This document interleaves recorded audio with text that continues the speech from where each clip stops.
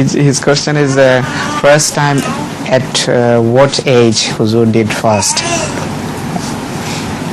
This question has been asked by many children in different classes. The fact is that as far as I remember, to begin with we used to keep chiri rozas. And by chiri roza, we were accustomed to sort of Ramadan rozas. By chiri roza it was meant that at Sari we got up and had a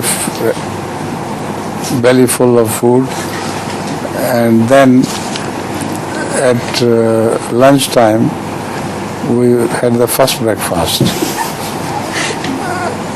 and then at lunchtime, at tea time, we had the second breakfast, and then at the Sari time we joined every other person as well and had our full. So this was called chiri rozas. So children were used to keep chiri rozas to get themselves accustomed to Ramadan. As far as the full rozas are concerned, I think I started practicing rozas by 9 or 10 years.